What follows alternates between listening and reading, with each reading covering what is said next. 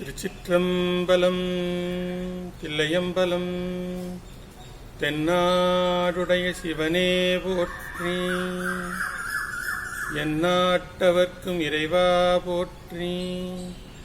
ஏகம்பத்துரு எந்தாய் போற்றி. பாகம்பென்னொரு ஆனாய் போற்றி. காவாய் கனகத்திரளே போற்றி. கைலை மலையானே போற்றி போற்றி.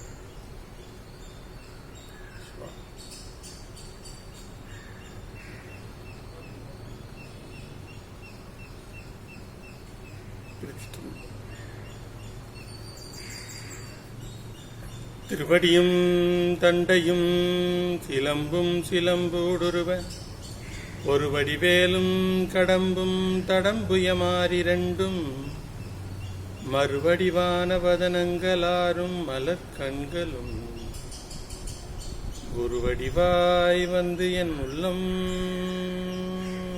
குளிர குதி கொண்டவே. குருவடிவாய் வந்து என் உள்ளம் குளிர குதி கொண்டவே. யாம் ஓதிய கல்வியும் எம்மறிவும் தாமே பெறவேலவர் தந்ததனால் ஊமேல் மயல் போய் ஊமேல் மயல் போய் ஊமேல் மயல் போய் அறம்மை புணர்வீர் நாமேல் நடவீர் நடவீரினி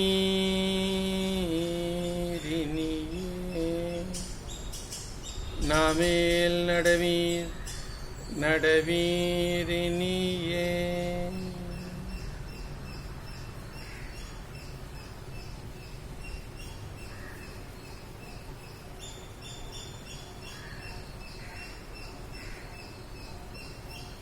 திருச்சிற்றம்பலம். சக்கரவர்த்தி தவராச யோகி எனும் மிக்க திருமூலனருள் மேவுநாள் என்னால். திருச்சிற்றம்பலம்.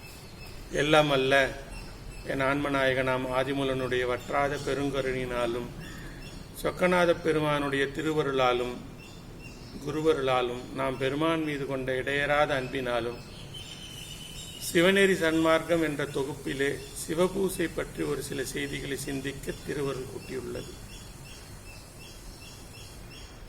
முந்தைய தொகுப்புகளிலே சிவபூசையினுடைய அனுபவ பலன், சிவபூசையினுடைய முடிவு நிலை, கடைநிலை, அதாவது நிறைவு நிலை, சிவலிங்க விளக்கம், உருவ விளக்கம், அதன் பின்பு ஆயத்தம் என்று சொல்லக்கூடிய ஐவகை சுத்தி, சிவலிங்க ஆயத்தம் ஆகிய அறுவகை ஞாசம் ஆகியவற்றை பற்றி நாம் போன தொகுப்புகளில் சிந்தித்திருந்தோம். பொதுவாக நாம் பெருமானுக்கு ஆற்றக்கூடிய பூசைகளிலே 3 வகை நாம் அத்தனை பேருக்கும் தெரிந்ததுதான். ஒன்று நித்தியம், நைமித்தியம், காமிகம் என்று சொல்லக்கூடிய பூசைகள். இந்த 3லுமே பிரதானம் பார்த்தீங்கன்னா சிவ வழிபாடு தான். அது நித்திய பூசையாக இருந்தாலும், நைமித்திய பூசையாக இருந்தாலும், காமிக பூசையாக இருந்தாலும். அதனால்தான் இப்போ பார்த்தீங்கன்னா இந்த காலகட்டத்திலே அமைக்கக்கூடிய வாழ்வியல் சடங்குகள் ரொம்ப அற்புதமான அனுபவத்திற்கு அத்தனை பேரையும் ஆட்படுத்துவதன் நோக்கம் என்னன்னு கேட்டிங்கன்னா, இந்த தமிழ்முறை வழிபாட்டிலே நம்ம பிரதானமாக சிவலிங்க திருமேனியே, அதாவது சிவபெருமானையே முழுமுதற் பொருளாக வழிபட்டு அதன் பின்னம் நாம் சடங்குகளை அமைத்தல். அது மகவு இன்று தொட்டிலிடுதலிலிருந்து திருமணம், அதற்கடுத்ததாக வளைகாப்பு போன்ற அத்துணை நிகழ்வுகளுக்கும் நம்ம பெருமானை முன்னிறுத்தியே செய்யக்கூடிய ஒரு அற்புதமான அடிப்படை நிலை.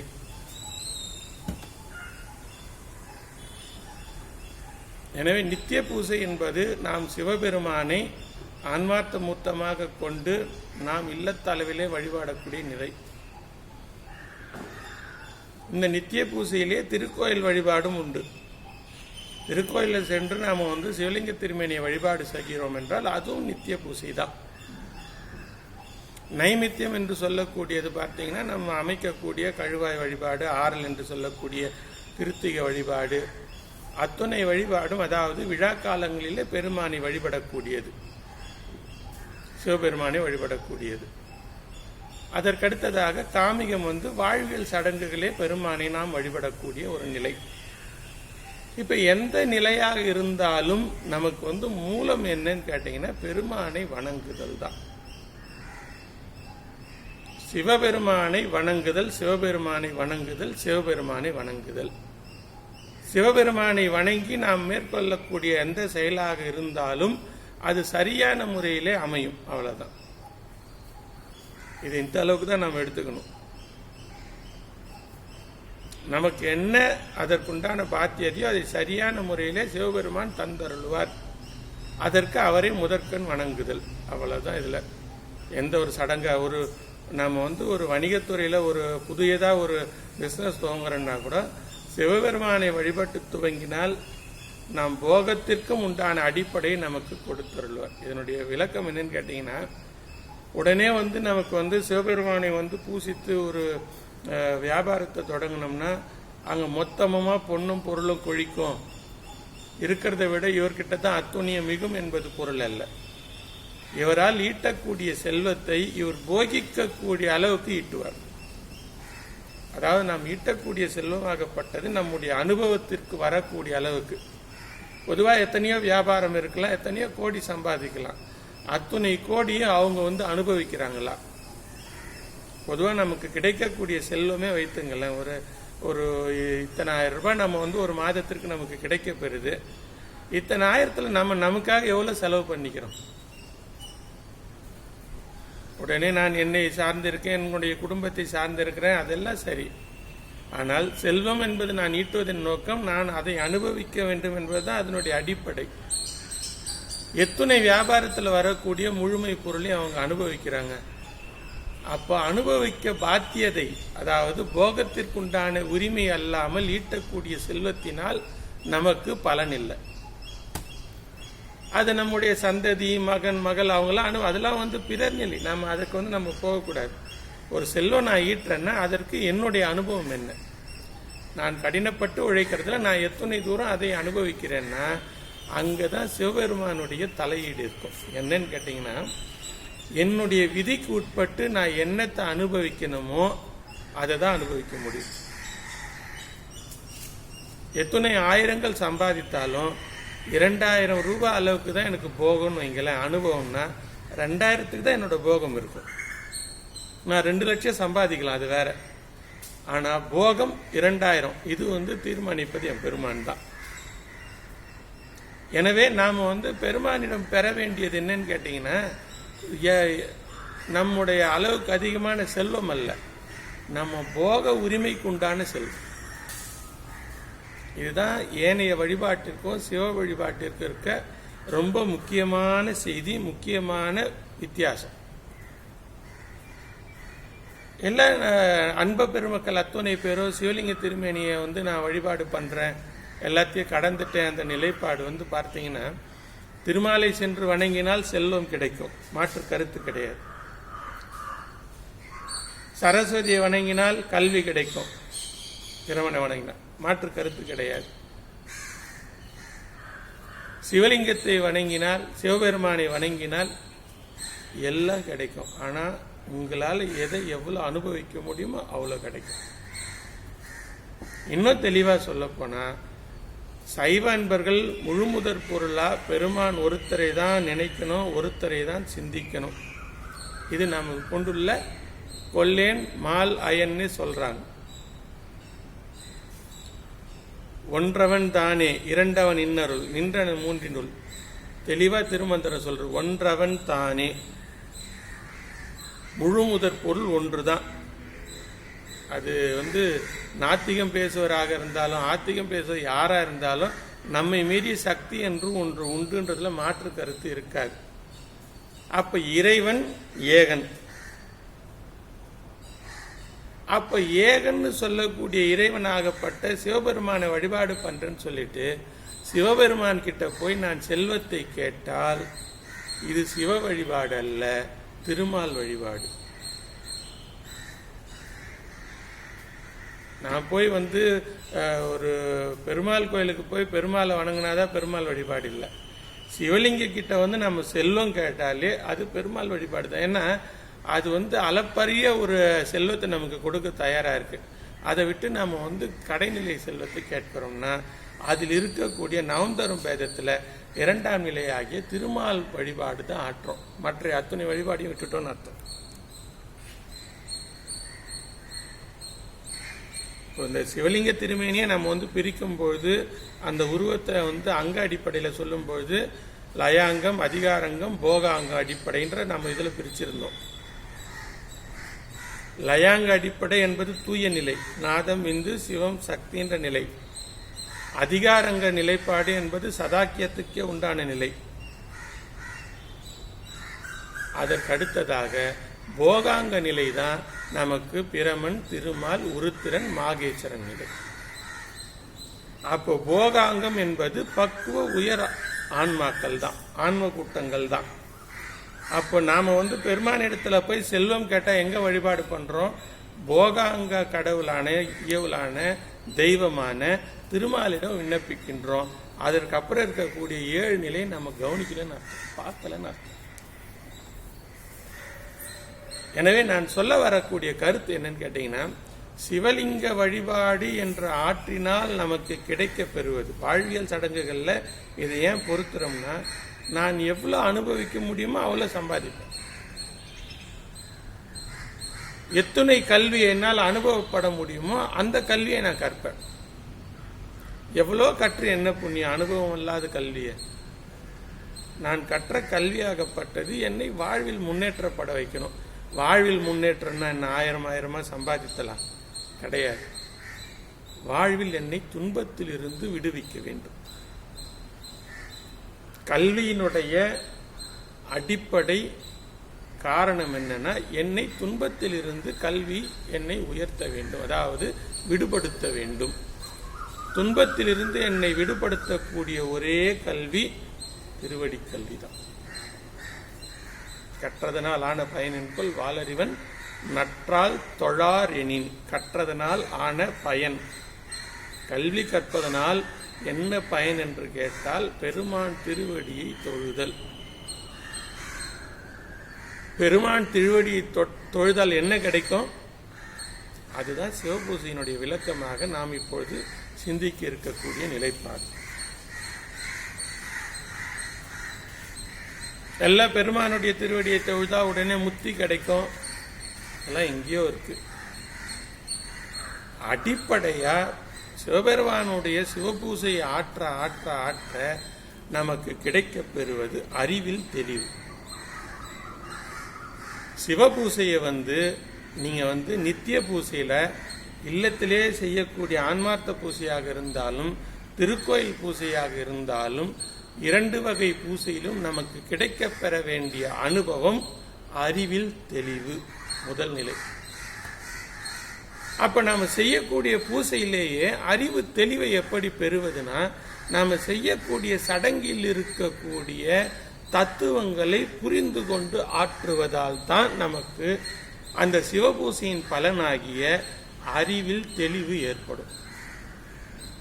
நாம் முன்னமே குறிப்பிட்டிருந்தோம், சிவபூசையின் நிறைவு என்பது உள்ளம் பெருங்கோயிலாக்கி சீவனை சிவலிங்கமாக்கி இருத்தி வழிபடுதல், அக வழிபாடு.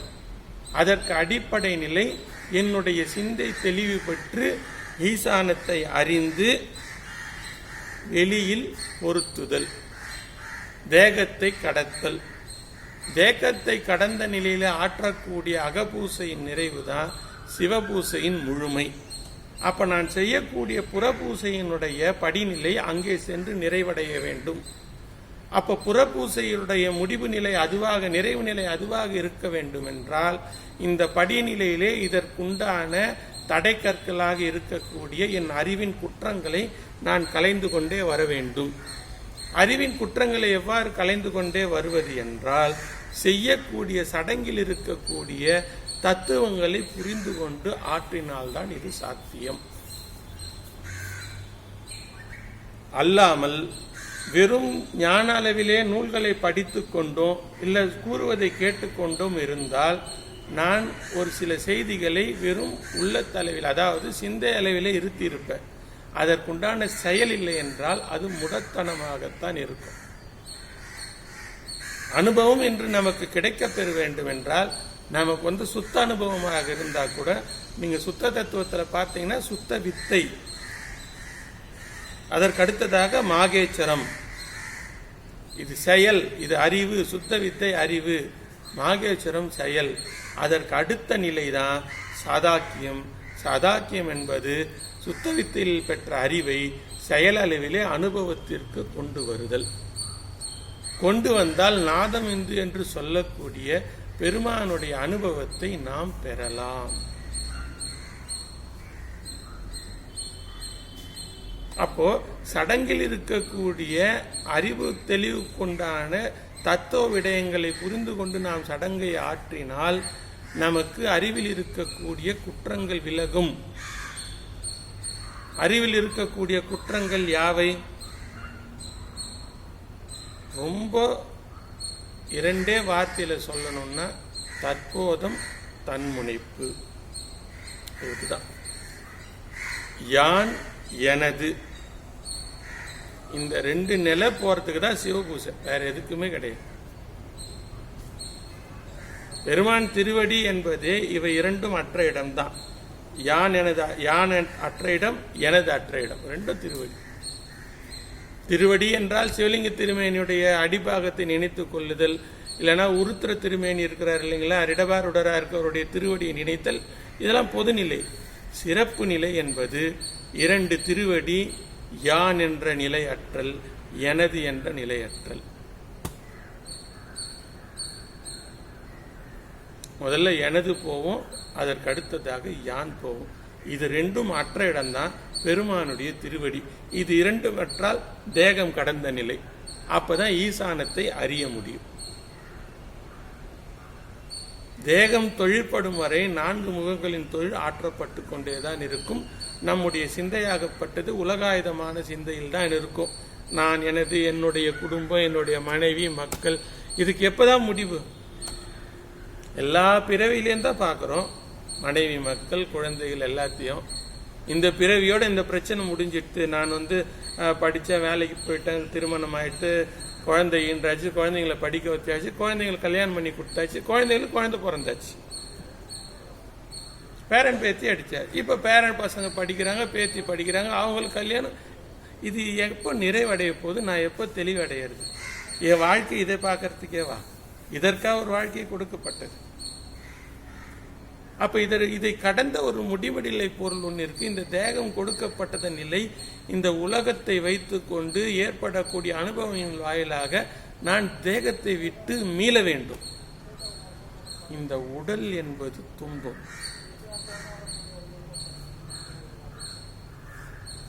இந்த உடல் என்பது துன்பம் என்பதை நம்ம முதல்ல புரிந்து கொள்ளலாம். இது வெறும் ஒரு நோய் வந்துட்டா எனக்கு உபாதை ஏற்படக்கூடிய வழி கிடையாது. இந்த உடல் இருக்கிற வரை இந்த ஆன்மாவிற்கு துன்பம் தான்.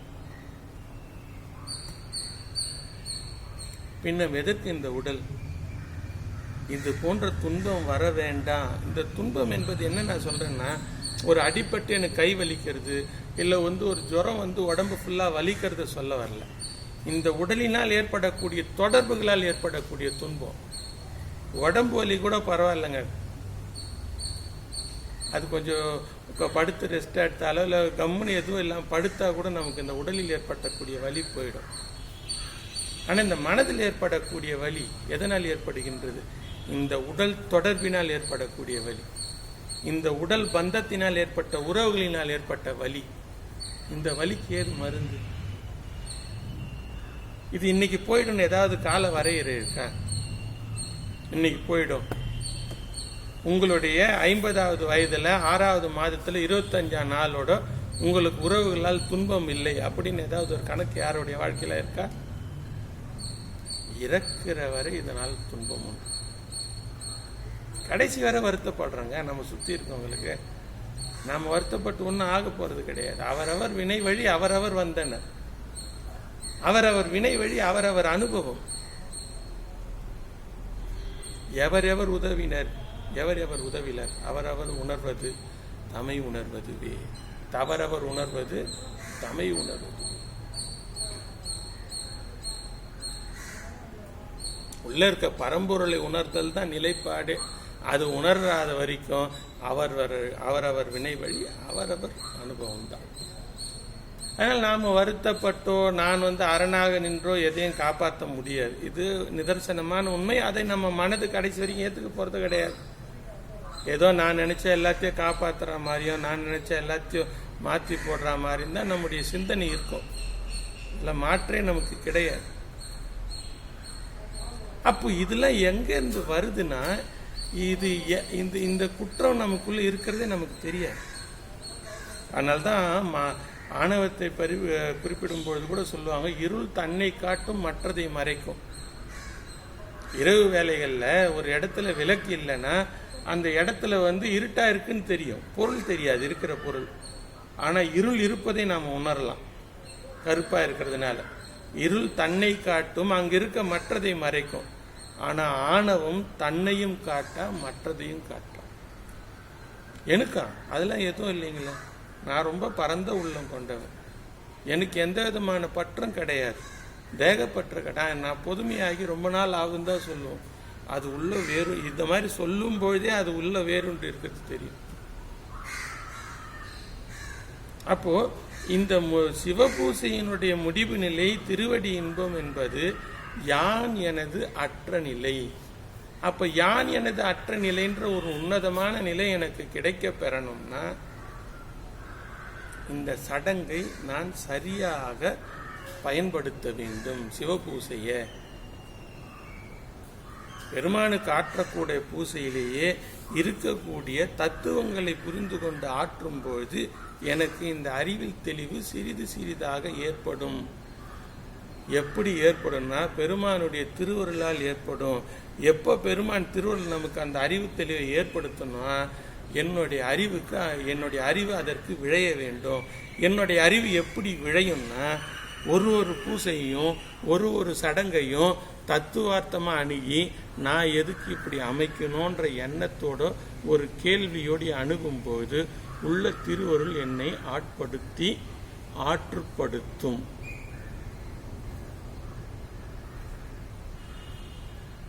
எத்துணைதான் கேட்டாலும் எத்துணைதான் சாதித்தால் இன்புறா சிந்தை. எத்துணைதான் கற்றாலும் எத்துணைதான் கேட்டாலும் எத்துணைதான் சாதித்தாலும் இன்புறா சிந்தையே. மெய்யாக தோன்றும் இவ்வுலகனைத்தும் பொய்யாக தோன்றாத போது. நாம எவ்வளோ படித்தோ இல்லை எவ்வளவு செய்திகள் கேட்டோ பலனே இல்லை. மாறாக எனக்கு உள்ளே மாறுதல் ஏற்பட வேண்டும். எனக்கு இன்டர்னல் டிரான்ஸ்ஃபர்மேஷன் இல்லாமல் நான் செய்யக்கூடிய இந்த சடங்குக்கு கண்டிப்பாக புண்ணியம் கிடைக்கும். இதுல மாற்று கருத்தே கிடையாது. கண்டிப்பா சிவபுண்ணியம் உண்டு எல்லா சடங்கிற்கும். ஆனால் இந்த சடங்கு வெறும் புண்ணியத்திற்காக மட்டும் அமைக்கப்பட்டது கிடையாது. இந்த சடங்கிலே ஒரு உன்னத நிலையை நாம் அடைவதற்கு, யான் எனது என்ற அற்ற நிலையை அடைவதற்கு, இந்த உலக துன்பங்களில் இருந்து மீள்வதற்கு இவை அத்துணைக்கும் சிவபூசை நமக்கு கை கொடுக்கும். எப்படின்னா இந்த சிவபூசை ஆன்மார்த்தமோ அல்ல திருக்கோயில் வழிபாடுலையோ சிவலிங்க வழிபாடு நான் செய்ய என்ன ஆகணும்னா எனக்கும் பெருமானுக்கும் இடைப்பட்ட தூரம் குறையணும். எனக்கும் பெருமானுக்கும் இடைப்பட்ட தூரம்னா that is not an meaning of proximity. நான் அவரோட அணுக்கமாக போய் உருவ அளவில் நிற்கிறது கிடையாது. பெருமானுடைய இது பொது நீக்கி தனி உணர்தல்ன்ற ஒரு நிலை பேசியிருந்தேன் இல்லைங்களா? பெருமானை நினைக்கும் போது அவருடைய குணம், சிவபெருமான் அவருடைய குணம் தான் நமக்கு கிடைக்க பெறணும். அப்போ அது சிவம்னு நினைச்சா நான் சிவமா மாறணும். அந்த கருணை வடிவாகணும்னா எனக்கு அந்த என் குணம் வாய்க்க பெறணும். அப்ப என் குணம் வாய்க்க பெறுதல்ல ரொம்ப அடிப்படை அறிவு தெளிவு. அது பேரறிவு பிழம்பது. அந்த பேரறிவு பிழம்பின் முன்னம் நான் போகும்பொழுது என்னுடைய ஆன்மாவில் இருக்கக்கூடிய இருள் என்று சொல்லக்கூடிய குற்றம் விலகும். எப்படி விலகும்? இதெல்லாம் எனக்கு தெளிவடையும். இந்த உலகம் இருக்கக்கூடிய அந்த மாயை தோற்றம் எனக்கு தெளிவடையணும். இப்போ இந்த உலகத்தில் இருக்கக்கூடிய என்னுடைய இல்லம் தான், இல்லை நான் சார்ந்து இருக்கக்கூடிய இந்த சுற்றம் தான், இதுதான் என்னுடைய வாழ்க்கையின் பிரதானம் என்று சொல்லக்கூடிய அறிவில் இருக்கக்கூடிய குற்றம் விலகணும். ஏன்னா எல்லாத்திற்கும் மூலம் அது இல்லைன்னா எதுவுமே கிடையாது. நம்ம நவந்தரம் பேதமா அத்தனை கடவுளர்களே பேசணும். மால், பிரமன், உருத்திரன், மாகேஸ்வரன், சதாக்கியம், நாதம், விந்து, சிவம், சக்தி இருக்க கடவுள் எல்லாத்துக்கும் மூலம் பேசிட்டோம். அட்டமூர்த்தம் என்று சொல்லி ஐம்பூதம், கதிரவன், சந்திரன் ரெண்டுத்தையும் பேசிட்டோம். ஏமான் என்று சொல்லக்கூடிய ஆன்ம கூட்டங்களையும் பேசிட்டோம். இது எல்லாத்துக்கும் மூலம் சிவம்னா, அப்ப சிவபூசையினுடைய நுட்பம் என்னன்றது உணராம சேர்த்துல என்ன புண்ணியம் இருக்கு? மற்ற கடவுளர்களை வழங்கி என்ன புண்ணியம் இருக்கு? எல்லாத்துலயும் இருக்கிறது சிவம் தான். அப்ப சிவம் தான் ஏகம்ன்றது நாம புரிந்து கொள்ளணும் இல்லையா? அப்ப சிவம் தான் ஏகம், அதுதான் எனக்கு உள்ளிருந்து உணர்த்த போகுது. இந்த உலகம், இப்ப இந்த உலக மாயிலிருந்து என்னை விளக்கணும்னா அந்த மாயை தொட முடியாத ஒருத்தன் தான் எனக்கு விளக்கணும். அப்ப இந்த அறிவில் தெளிவை எனக்கு ஏற்படுத்தணும். அப்படின்னா இதில் இருக்கக்கூடிய தத்துவங்களை புரிந்து கொண்டு ஆற்றுதல். எப்படிங்க? நாம செய்யக்கூடிய சடங்குல என்ன தத்துவம் இருக்கு, இதுல நான் என்ன புரிந்து கொள்ள வேண்டியது இருக்கு அப்படின்னு பார்த்தீங்கன்னா, ஒரு எடுத்துக்காட்டுக்கு சொல்றேன். பெருமானுக்கு ரொம்ப பிரதானமா நாம செய்யக்கூடியது பார்த்தீங்கன்னா நிவேதனம் தான். எந்த ஒரு திருக்கோயிலுக்கு போனாலும் பிரசாதம் அப்படின்னு நாம கேட்கறது. நிவேதனம்னா என்ன? இத்தனை நிவேதனம் வைக்கிறேன், இது இந்த குவாலிட்டியில், இதெல்லாம் செகண்டரி. நிவேதனம் என்பது காட்டுவது என்று பொருள். பெருமானுக்கு இதை காட்டி என்ன புண்ணியம்? அவர் சாப்பிட போறாரா? சாப்பிட போறது இல்லை. அப்ப எதுக்கு நைவேத்தியம்? இதுதான் ஒரு அற்புதமான ஒரு நுட்பம் இருக்கு. என்னன்னு கேட்டீங்கன்னா, வேட்டவி உண்ணும் விரிசடை நந்திக்கு காட்டவும் நாமிலம் காலையும் மாலையும். பெருமானுக்கு உண்டான அற்புதமான ஒரு நிவேதனம் எதுன்னு கேட்டீங்கன்னா, அற்புதமான வழிபாடு வேள்வி வழிபாடு. அந்த வேள்வியில அவங்களுக்கு கொடுக்கக்கூடிய, பெருமானுக்கு கொடுக்கக்கூடிய அவிக்கவலம் இருக்கு இல்லைங்களா, அந்த அவிக்கவலம் தான் அவருக்கு மிக உயரிய நிவேதனம். வேட்டு அவி உண்ணும் விரிசடை நந்திக்கு, நந்திம்னா சிவபெருமான், வேட்டு அவி உண்ணும் விரிசடை நந்திக்கு காட்டவும் நாமிலம் காலையும் மாலையும். வேட்டவி வேள்வியில் இருக்கக்கூடிய அவிக்கவலத்தையே உண்ணக்கூடியவர், அவருக்கு நான் கொடுக்கறது என்கிட்ட என்ன இருக்குன்னு கேட்கிறார் திருமூலர். காட்டவும் நாம் இளம், என்கிட்ட இல்லை காலையும் மாலையும். வேட்டவி உண்ணும் விரிசடைந்துக்கு காட்டவும் நாவிலம் காலையும் மாலையும். ஊட்டவி யாவன உள்ளம் குளிர்விக்கும் பாட்டவி காட்டுதும் பாலவியாமே. அவருக்கு உண்மையான நிவேதனம் பாட்டு அவி காட்டுதும் பாலவியாமே. மனது குளிர்ந்து போவாராம் பெருமாள். பாட்டு அவி காட்டுதும், அது பால் அவியாம். அவருக்கு பாலினாலான சிறந்த அவியாக அவருக்கு மாறும். எது? பாட்டு அவி. பாட்டை அவியாக கொடுத்தால், நிவேதனமாக பாட்டை ஏன் பாட்டை கொடுக்க சொன்னாங்க? நிவேதனம் எதுக்கு பாட்டை கொடுக்க சொன்னாங்கன்னா, இந்த திருமுறையை படிச்சாதான் இந்த உடல் என்பது என்னன்னு புரியும், இந்த உலகம் என்பது என்னன்னு புரியும். இந்த உலகம் உடலின் வாயிலாக பெருமானுக்கு நான் எதை கொடுக்கணும்ட்டு எனக்கு போதிப்பது திருமுறை.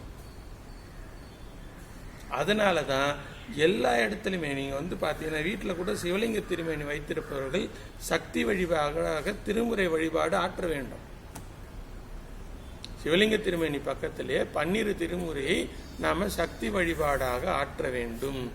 ஏடங்கை நங்கை இறையங்கள் முக்கண்ணி வேடம் படிகம் விரும்பும் தாமரை பாடும் திருமுறை பார்ப்பதி பாதங்கள் சூடும் சென்னிவாய் தோத்திரம் சொல்லுமே. ஏடங்கை நங்கை இறையங்கள் முக்கண்ணி வேடம் படிகம் விரும்பும் வெண் தாமரை பாடும் திருமுறை பார்ப்பதி பாதங்கள். திருவடி, பெருமானுடைய திருவடி சக்தி. பாடும் திருமுறை பார்ப்பதி பாதங்கள் சூடும் சென்னி வாய் தோத்திரம் சொல்லுமே. திருமுறை எடுத்து சென்னியில் வைத்தால் தானாக நம்முடைய வாய் அதனை ஓத ஆரம்பித்து விடும். அப்படின்னா இதை எடுத்து தலையில வைக்கிறது இல்ல, சிந்தையில் வைத்தல். பெருமானுடைய திருமுறையை சிந்தையில் வைத்தால் தானா நம்முடைய அம்மையார் தலைகீழாக நடந்தார்ன்றாங்க. தலைகீழாக நடந்து பெருமானை தரிசித்தார்ன்றாங்க. தலைகீழ்னா நம்ம உருவத்தில் சொல்லக்கூடாது. தலைகீழ் என்றால் தலை பிரதானமாக கொண்டார்கள். தலையை பிரதானமாக கொண்டார்கள் என்றால் தலையில் இருக்கக்கூடிய அறிவால் வழிபட்டார்கள். நுண்ணறிவால் வழிபடுவார்க்கு உரியான் சிவன்றாங்க. சிவஞான சித்தியார்ல அடியாருக்குள்ள 16 குணத்துல மிக முக்கியமா நிறைவு குணமாக சொல்வது அறிவோடு அர்ச்சித்தல். அறிவால் வழிபடுதல் மிக சீரிய நிலை. பெருமான் உடலால் வழிபடுவதை விட அறிவால் வழிபடுவது சிறந்தது. அப்ப எப்படி அறிவால் வழிபட முடியும்? அறிவில் இருக்கக்கூடிய குற்றம் விலகினால். அதுதான் சிந்தை தெளிய தெளிய வல்லார்கட்கு சிந்தையினுள்ளே சிவன் இருந்தானே என்றார் திருமூலர். அப்ப அறிவில் தெளிவு ஏற்பட்டால் ஈசானத்தை அறியலாம். ஈசானத்தை அறிந்தால் உடல் நீங்கும். அம்மையாருக்கு உடல் நீங்கிச்சு. அறிவு தெளிவு ஏற்பட்டு ஈசானத்தை அறிந்தவுடன் உடல் தெளிவு ஏற்ப உடல் பிரிவு உடலை பற்றி விடுதலை ஏற்பட்டது. அப்போ என்ன சொல்ல வரேன்னா, பாடும் அம்மையார் தலைகீழாக நடந்தார்னா அறிவால் நடந்து பெருமானை வழிபட்டு அவர் சிவகதி அடைந்தார் என்பது பொருள். அதுதான் நிலைப்பாடு. அதே போன்று பாடும் திருமுறை பார்ப்பதி பாதங்கள் சூடும் சென்னிவாய் தோத்திரம் சொல்லுமேனா, பெருமானுடைய திருமுறைகளை நாம சிந்தையில வைத்தா தானா தோத்திரம் சொல்லுதோம். அதுதான் பாட்டு அவி. சிந்தையிலிருந்து வர வேண்டும். சிந்தை தெளிவு பெற்று திருமுறை வர வேண்டும். சிந்தை தெளிவு பெற்று திருமுறை வந்தால் அனுபவம் கிட்டும். அப்ப சிவபூசையினுடைய முழுமை பலன் என்பது சடங்கில் இருக்கக்கூடிய தத்துவங்களை புரிந்து கொண்டு ஆட்டுதல். நிவேதனம் என்றாலே என்னன்னா, இந்த திருமுறையை படித்து தெளிவு பெற்று பெருமானுக்கு யான் எனது என்ற உணர்வை அளித்தல், அர்ப்பணித்தல். இதுதான் போரூர் சந்நிதி முறையில் அடிக்கடி நான் வலியுறுத்தக்கூடிய ஒரு பாடல் உண்டு. ஐவாய் அவாவினையே உன்னடிக்கு வைப்பதலர் என்போத நிவேத்தியம். நான் என்ற போதமே உனக்கு நிவேத்தியம், வேற எதுவும் அதை எடுத்துக்கிட்டா போதும். அப்ப நிவேதனத்திலே இத்துணை தூரம் குறிப்பு இருக்க. அப்ப நாம இன்று பார்க்க இருக்கக்கூடிய அந்த சிவபூசையில் இருக்கக்கூடிய அத்துணை பகுதியும் எத்துணை மேலான விளக்கத்தையும் மேலான நம்முடைய அறிவு தெளிவும் ஏற்படுத்தும் என்பதை நாமே தெளிந்து ஆய்ந்து சிந்தித்து தெளிவு பெற வேண்டும்.